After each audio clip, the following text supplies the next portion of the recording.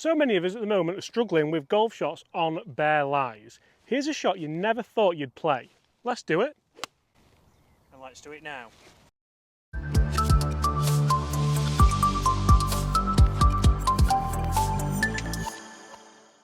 Hi everyone, James Robinson here guys. First things first, I'd like to warmly welcome Chris back to the channel. Chris, how are we? Very good, yourself? I'm very good, Chris. Today, now we've left this video open to a little bit of interpretation because we're going to play some shots that you might have played before, but I very much doubt a lot of people will have done. No, probably not from the places that we're going to play them from. And we're going to show people how to make difficult golf shots easy.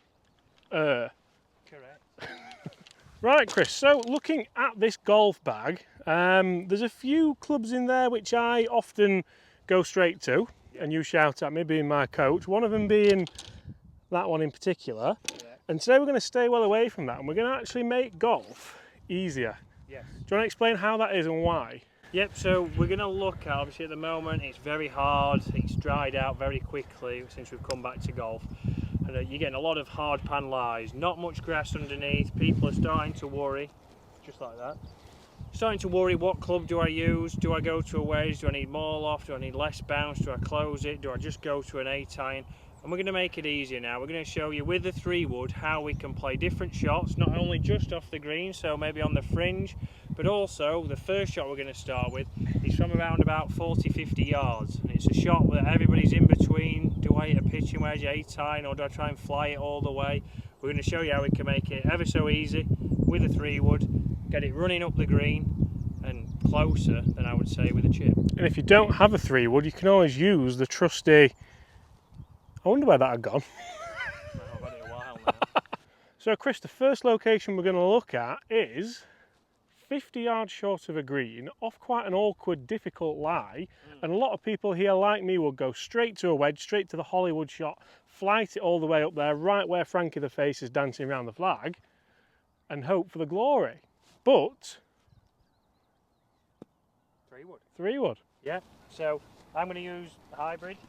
So again, the idea is here, you know, if I asked you to throw a ball, you'd probably, you know, the easiest way for you to get it close would be to throw it underarm and get it rolling up there. So it's the principle of thinking, how would we throw the ball to get it the closest?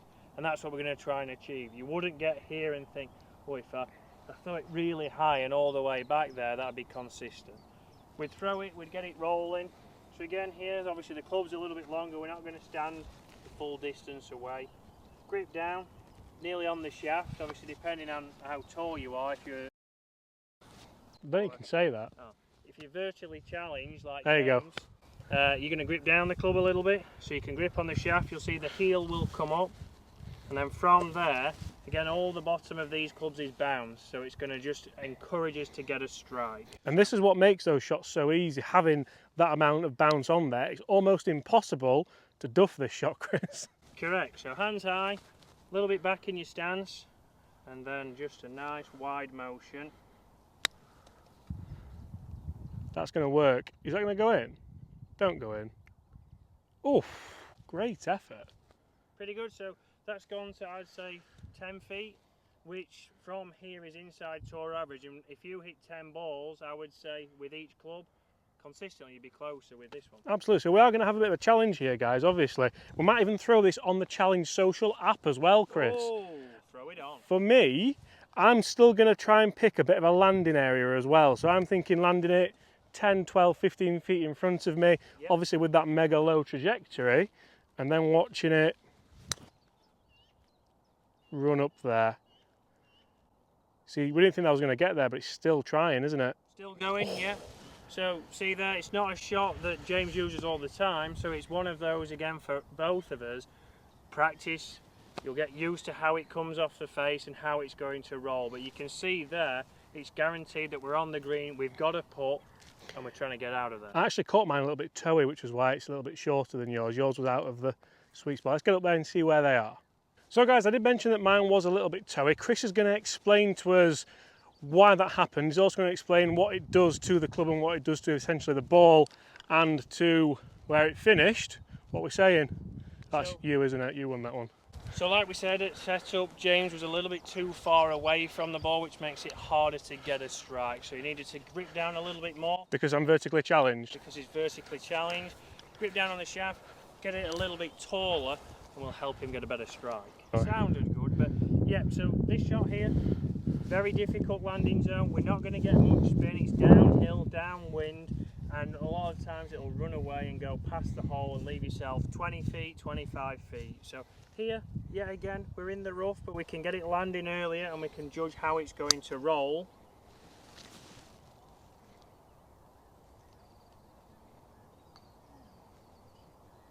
James still needs practice on direction and strike. But I will come in now. I thought that was good as well when I first hit it. Oh, that's wonderful.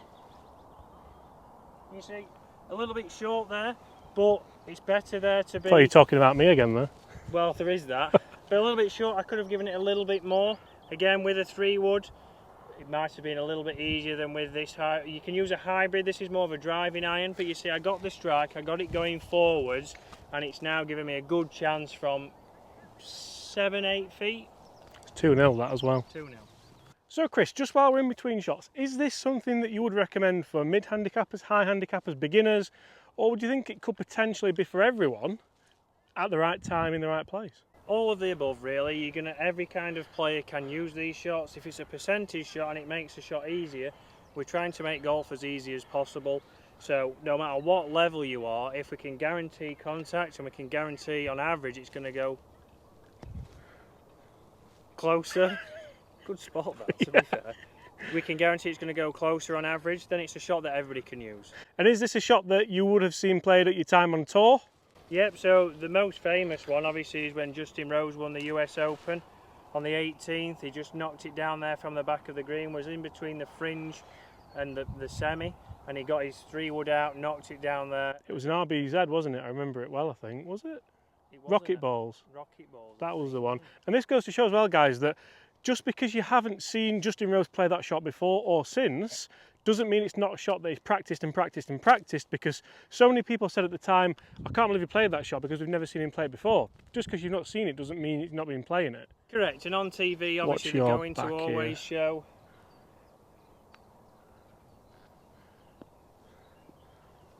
And on TV they're always going to show the high tariff shots, the one that looks good. Everybody the sexy shots, Chris. The sexy shots. Ooh. The Phil Mickelson flop, which everybody sees and wants to play. They then thin it 200 yards through the green. Again, this one's not seen a lot, but it's the percentage shot. So what you're saying is that it's Phil Mickelson's fault that everyone's trying these high tariff shots and everyone's rubbish around the greens? Correct. I hate to say this would be 3-0, but this might be 3-0. Speaking of practicing the shots, that's what I need to do. Correct.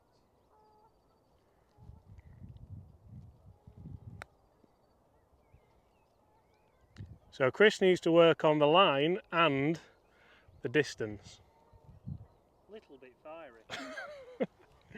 But that does go to show that it is a shot you need to practice, and we're not saying play this every time, but have it in your arsenal so that you don't have to try and play shots off a belly. Speaking of Arsenal, rubbish at the minute, aren't they? Well, they're better than they have been, to be honest. So.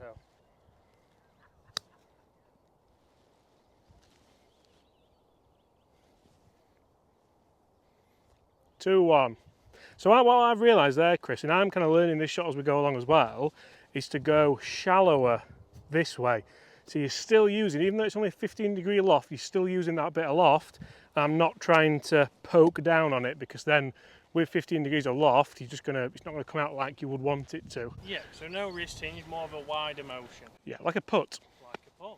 Like you said in the first point. We're getting peppered here, aren't we? Right, so we've played 2 more shots that I'll show you some guys some bits and bobs of now. I may have won, I may not have won. We're not going to let you know. But the audio wasn't there, Chris, was it? No, unfortunately, I have helped out, but only to a certain extent. So what I'll do, I'm going to be honest about it, Chris, purely because the golf course is absolutely rammed and I can't bother to do these shots again. So Chris won. Chris won. Chris, do you want to just explain to them about the shots that we played? So obviously we'll throw them on screen now for people to look at. Yep, so we played one just at the front of the green. Again, deadpan, nothing to go over, a lot of green to work with and uphill. So I was able to hit those. I hit mine to 6.5 feet, which you'll see. We had to pace it out, and James hit his to 6, got it back to 2 all. So again, it's a shot where a lot of people would take out a 50 because they think they've got to get it to run, or they go to an 8-iron. With an 8-iron, there's not enough bounce, there's more leading edge, and if you get it slightly wrong on an upslope, it duffs straight in front of you. So we've used the 3-wood and the hybrid as we've explained because it's got more bounce. So even if you do catch the ground a little bit in front or into the slope, it'll still bounce, you'll still get contact, and the ball will still go forwards because we've got less loft. We then went to the one which James will now put on, where it was against the fringe. So often the time the ball runs just off the green over the fringe and you're up against the semi-cut, and what I see a lot of times, people take too much loft, the rough snags the club, turns it over, and it just flops in front. I did do a demonstration, so we'll put that on as well. Hopefully that'll be on. In fact, no, that was your shot. Well, not far off. There's no audio, so good luck.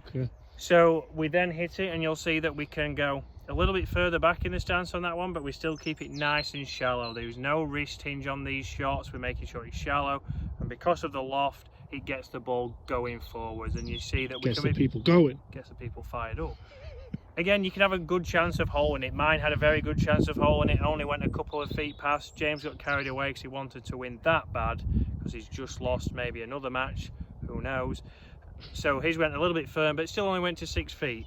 So he still had a chance coming back. Obviously, he wouldn't have hit it as hard in normal play, but it makes it a hell of a lot easier. We're just getting the ball rolling. There's not much chance, but you can't duff these shots. If you do, congratulations. That's a cracking effort. But it makes it easier. Guys, yeah, so that last one, to be honest, I was trying to hole it just because, yeah, you want to look good on camera, don't you? Guys, thank you so much for watching. Really hope those tips have helped you. I hope that little trick does help you with your short game this summer and through the winter as well. When you find yourself with a bad lie, take the easiest option. It may not always be the closest shot, but it's going to be the percentage shot. It is, the percentage shot. Apart from that, Chris, we'll look forward to seeing you all tomorrow. And I'll see you next Saturday. Bye.